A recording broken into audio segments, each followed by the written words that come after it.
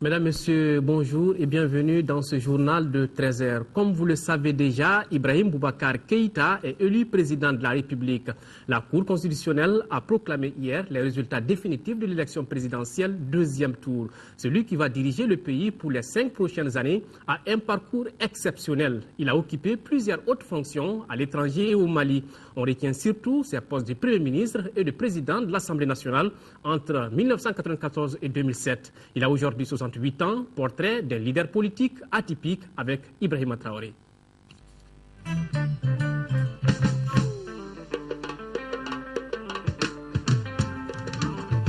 La troisième tentative aura été la bonne. Après s'être porté 2 fois candidat à l'élection présidentielle, en 2002 puis en 2007, Ibrahim Boubacar Keïta est enfin parvenu à se faire élire président de la République du Mali. IBK, comme l'appellent ses proches, est né le 29 janvier 1945 à Koutiala. Il obtient son BEPC en 1962, puis son baccalauréat, option philo-lettres classiques, en 1965 au lycée Terrasson de Fougères, actuel lycée Askia Mohamed. Il poursuit ses études supérieures successivement à la faculté des lettres de l'Université de Dakar, à la faculté des lettres de Paris-Sorbonne et à l'Institut d'histoire des relations internationales contemporaines. Au finish, il décroche une maîtrise d'histoire et un DEA en politique et relations internationales. Il travaille d'abord en France comme chargé des recherches au CNRS de Paris et chargé d'enseignement sur les systèmes politiques du tiers-monde à Paris-Tolbiac. Au début des années 80, il revient au Mali comme conseiller principal du Fonds européen de développement, puis patron de l'ONG Terre des Hommes, dont l'action couvrait le Mali, le Niger et le Burkina Faso. Dans la foulée, Ibrahim Boubacar Keïta milite activement dans le mouvement démocratique jusqu'à la chute du président Moussa Traoré. Il rejoint, après les élections de 1992, la présidence de la République où il sera conseiller et porte-parole du président Alpha Oumar Konaré. Il est nommé ensuite ambassadeur pour la Côte d'Ivoire, le Gabon, le Niger et le Burkina Faso avec résidence à Abidjan, poste qu'il occupera jusqu'en novembre 1993 avant d'entrer au gouvernement comme ministre des Affaires étrangères. Le 4 février 1994, Ibrahim Boubacar Keïta est nommé Premier ministre au moment où le régime du président Konaré est confronté à une crise scolaire, à des grèves syndicales et à une recrudescence de l'insécurité dans le nord du pays. IBK réussit à juguler ces crises qui avaient ébranlé le pouvoir. La restauration de l'autorité de l'État, déclarait-il, était un préalable à la réalisation de l'État de droit et nul n'est et ne sera au-dessus de la loi, déclarait-il à l'époque. En ces temps-là, son franc-parler et sa fermeté faisaient de lui la bête noire de l'opposition malienne. Il démissionne de son poste de Premier ministre le 13 février 2000, mais reste très actif sur la scène politique. Confronté à des difficultés au sein de l'ADEMA-PASJ qu'il présidait depuis 1994, Ibrahim Boubacar Keïta démissionne avec fracas en octobre 2000. Le 30 juin 2001, il crée le Rassemblement pour le Mali, RPM, dont il est depuis le président. Candidat à l'élection présidentielle de 2002, il est éliminé au premier tour, dévancé par l'ancien chef d'État Amadou Toumani Touré et Soumaïla Sissi. En 2002, IBK se présente à la députation en commune 4 du district de Bamako. Il passe triomphalement dès le premier tour pour ensuite être élu président de l'Assemblée nationale. En 2007, le président du RPM est à nouveau candidat à la présidence de la République. Il perd dès le premier tour face à Amadou Toumani Touré. L'élection législative lui réussit mieux puisqu'il est réélu député en août 2007 en commune 4. Mais son parti, n'ayant pas la majorité, il n'a pu garder la présidence de l'Assemblée nationale.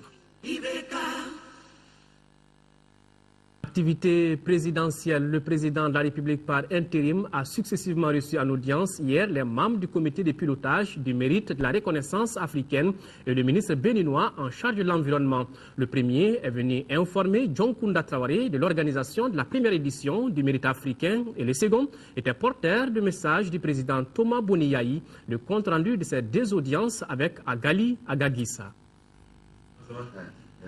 Le Bénin connaît actuellement un déficit pluviométrique et c'est dans ce cadre que le ministre béninois, porteur de message du président Boniyahi, est venu s'inspirer de l'expérience malienne en matière de promotion des pluies provoquées.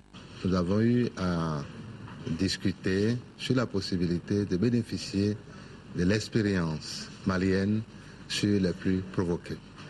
Actuellement, dans notre pays, nous traversons un moment difficile en ce qui concerne les pluies. En attendant de Mali, une équipe qui pourra être au Bénin et intervenir et nous permettre, tel que vous le faites ici, réussir à bombarder les nuages, à les ensemencer et à permettre à ces nuages de pouvoir descendre sous forme de pluie en faveur de nos agriculteurs. Auparavant, le président de la République par intérim avait reçu les membres du comité de pilotage du mérite de la reconnaissance africaine.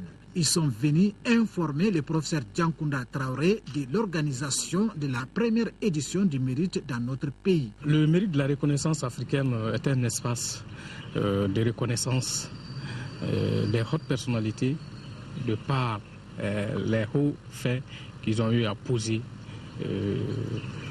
D'abord, en ce qui concerne le Mali pendant la période de transition, mais en ce qui concerne l'Afrique, courant l'année 2012. Le choix du président par intérim parce que il faudrait reconnaître ce mérite qui est la réussite de la période transitoire, la réussite des 2 missions qui lui a été assignées ou qui s'est assignée, notamment l'organisation des élections libres, démocratiques et apaisées et la pacification du Nord. 3 médailles seront décernées au cours de cette édition prévue après l'investiture du président Ibrahim Boubacar Keïta.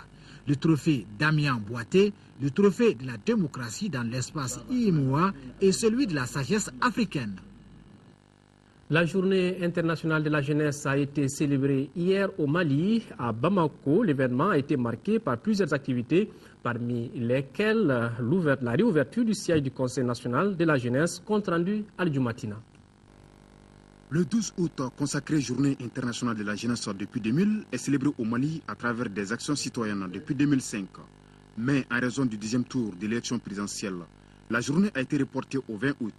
C'est pourquoi le site destiné à la construction du Palais des Pionniers a servi de cadre au lancement des activités. Le développement de toute société est intimement lié au destin de ces jeunes qui doivent en constituer l'armature. Les jeunes sont à la fois les successeurs de l'ancienne génération capables d'insuffler une nouvelle force à la société. En même temps, les guides responsables de la future génération des jeunes, c'est-à-dire les enfants d'aujourd'hui. Le thème de cette année est « Contribution des jeunes à l'effort de réconciliation nationale, de la consolidation de la paix et de la sécurité ». Un thème évocateur, interpellant la jeunesse qui doit faire face aux multiples défis et consolider les acquis en vue d'aspirer à un meilleur devenir. Cette journée du 20 août est une date symbole. La jeunesse malienne s'engage devant vous pour prendre une part active dans la vie future du pays avec des missions Dioro, contribution des jeunes à l'effort de la guerre. Nous n'avons pas voulu rester en marge de la reconquête du pays. Les autorités, quant à elles, mesurent toute la portée de la journée qui permet à la jeunesse de mener des activités à caractère public concernant la vie de la nation. C'est l'occasion pour nous de fêter la jeunesse malienne. Vous savez, cette jeunesse a connu beaucoup d'épreuves dans l'année qui vient de s'achever. Au moment où on sort de la crise, il faut faire le bilan de ce qui a été fait au niveau de cette jeunesse. C'est ce que nous avons fait ce matin. Et nous avons profité aussi pour mobiliser la jeunesse afin qu'elle contribue à l'effort de réconciliation nationale, de consolidation de la paix et de la sécurité dans le pays. La plantation d'arbres sur le site des Pionniers a aussi été l'un des temps forts de cette journée, ainsi que la réouverture du siège du Conseil national de la jeunesse. Activité ministérielle toujours, le ministre de la Communication, porte-parole du gouvernement, a offert hier un déjeuner à la presse malienne. Une façon pour Manga Dambélé de féliciter ses confrères pour le travail accompli avant, pendant et après les 2 scrutins présidentiels, mais également de leur accompagnement dans la libération des régions nord de notre pays. À cette cérémonie, on notait la présence de plusieurs membres du gouvernement, compte rendu Isaac Thienou. Le scope, c'est vous remercier pour votre accompagnement, pour votre engagement, pour votre patriotisme. C'est par ces mots que le ministre de la Communication a tenu à remercier ses confrères. Lui-même journaliste, il reconnaît ainsi l'effort que les hommes de médias ont fourni pour préparer la conscience populaire malienne à une élection apaisée, mais surtout à l'accompagnement du gouvernement dans la mise en œuvre de sa feuille de route. Pour l'événement, en sa qualité de porte-parole du gouvernement, il était accompagné par certains de ses collègues. Le combat n'est pas fini. Le travail n'est pas fini. Le résultat que nous avons aujourd'hui, il est important, certes. Mais le chemin à parcourir est encore important. Mais je tenais, au nom du gouvernement, à vous offrir un déjeuner que nous allons partager ensemble. Essentiellement cela. Il ne s'agit pas, à mon avis, en vous invitant, je ne vous invitais pas à une conférence de presse. Je vous invitais à déjeuner avec le gouvernement, avec les collègues qui ont la chance d'être avec moi ici, de partager un repas, histoire de vous remercier pour votre travail. Car je ne sais pas comment nous allons faire tout ce parcours avec le mérite qui est le leur aujourd'hui et ne pas partager un repas avec vous. Le ministre Manga Dambélé, au-delà du déjeuner de presse, est visiblement satisfait du soutien de ses confrères. Loin d'être un adieu à la presse, ce déjeuner a été une retrouvaille entre membres de famille. Voilà la presse à table. Hors de nos frontières au Sénégal, les fortes pluies qui sont abattues sur le pays ont provoqué des inondations et l'État a décidé de reloger les 600 sinistrés qui sont aujourd'hui dans des écoles. Les fortes pluies de ce mois d'août ont commencé à faire des victimes. Plus de 600 personnes ont dû élire domicile dans cette école à Djidé Thiaroye-Kao, un quartier de la banlieue dakaroise très souvent soumis aux inondations. Une situation qui risque de perdurer puisque depuis lundi, la capitale sénégalaise est arrosée par une pluie intermittente. Je suis inquiet avec toute ma famille. La pluie a créé beaucoup de dégâts. J'ai peur quand je vois le ciel s'assombrir. Je ne peux plus aller travailler et laisser mes enfants seuls ici dans ces conditions.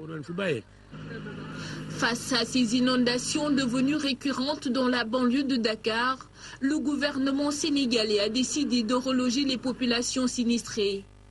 Depuis un an, un projet de construction de 2000 logements sociaux est en cours et près de 500 maisons sont déjà achevées. Plusieurs autres ouvrages sont en cours de réalisation. À pareil moment, l'année dernière, tout était de l'eau. Mais vous voyez, cette année, il a plu presque plus de 70 mm, mais on ne voit pas de l'eau stagner. Parce qu'il y a cet ouvrage, il y a le bassin qui est un réceptacle de toutes les eaux de ruissellement de la commune d'arrondissement. Nous rendons grâce à Dieu. Ces maisons sont vraiment une bénédiction pour nous. Depuis 2005, nous vivons le calvaire des inondations. C'est un soulagement de savoir que c'est désormais du passé. Le gouvernement sénégalais envisage d'investir plus de 700 milliards de francs CFA pour lutter définitivement contre les inondations. En Égypte, Mohamed Badi, le guide suprême des frères musulmans, a été arrêté. L'annonce a été faite par le ministre égyptien de l'Intérieur.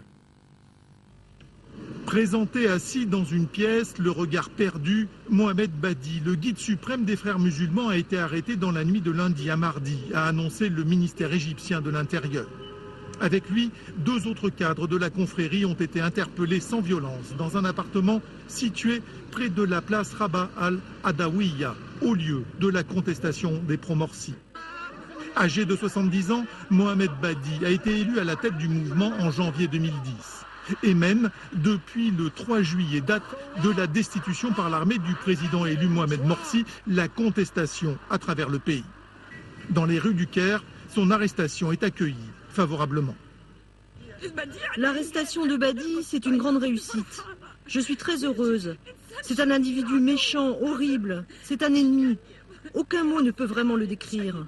Je ne sais pas quoi dire. Nous sommes reconnaissants envers la sécurité de l'État, envers l'armée et envers le général Sissi. L'image du guide capturé tourne en boucle sur les télévisions publiques et privées qui soutiennent largement les militaires. Cette arrestation affaiblit un peu plus les frères musulmans dont les cadres les plus importants ont été arrêtés. Ils doivent être jugés à partir du 25 août, comme Mohamed Badi, accusé d'incitation à la violence. Mais la mouvance islamiste n'a pas l'intention de changer de stratégie. L'incarcération de Mohamed Badi, le guide suprême des frères musulmans, est une injustice. Il représente une grande valeur pour nous. Nous sommes tristes, mais les frères fonctionnent comme une coalition à tous les niveaux de la société. Et cette arrestation n'affectera pas nos opérations et notre droit de protester pacifiquement contre quoi que ce soit. Première cible, la presse, que les frères musulmans appellent à boycotter pour son soutien aux militaires. En réponse à cette accusation, les journalistes ont quitté la salle. Toujours sur le continent africain, nous irons au Nigeria pour parler de la mort du chef de la secte Boko Haram en Égypte, où l'ancien président Hosni Moubarak a été mis en liberté conditionnelle. Et nous terminerons par la Tunisie avec la libération de Amina du groupe Femen après 2 mois de détention. Mais tout de suite, le Nigeria. Aboubakar Shekau, 44 ans, serait mort entre le 25 juillet et le 3 août. D'après les services de renseignement nigérians, le chef de la secte islamiste Boko Haram aurait perdu la vie après avoir été blessé par balle dans un affrontement avec les soldats. Pour le moment, aucune source indépendante ne confirme le décès de cet homme recherché aussi par les États-Unis. Les Américains avaient promis 7 millions de dollars à toute personne qui arrêterait ou tuerait Aboubakar Shekau. Léger desserrement de l'étau judiciaire autour de Hosni Moubarak. L'ancien président égyptien, âgé de 85 ans, bénéficie d'une remise en liberté conditionnelle dans une affaire de corruption. Mais l'ex-raïs demeure en détention dans l'attente d'un jugement pour un autre chef d'inculpation. Depuis la chute de son régime, Hosni Moubarak est jugé en même temps que ses 2 fils pour une série d'affaires. Libérée après 2 mois et demi de détention, la militante tunisienne Amina Sboui quitte Femen. La jeune fille de 18 ans accuse le groupe féministe d'islamophobie et d'avoir un système de financement opaque. L'organisation avait multiplié les actions seins nus pour réclamer la libération d'Amina. Femen estime que la jeune militante tunisienne, par sa décision, a trahi toutes les femmes qu'il avait soutenues dans son combat contre les islamistes. C'est tout pour ce journal. Merci de l'avoir suivi. Autre rendez-vous avec l'actualité, 18h-20h, une présentation de Ndé Sissoko. Si vous êtes à table, très bon appétit. Au revoir et qu'Allah bénisse le Mali.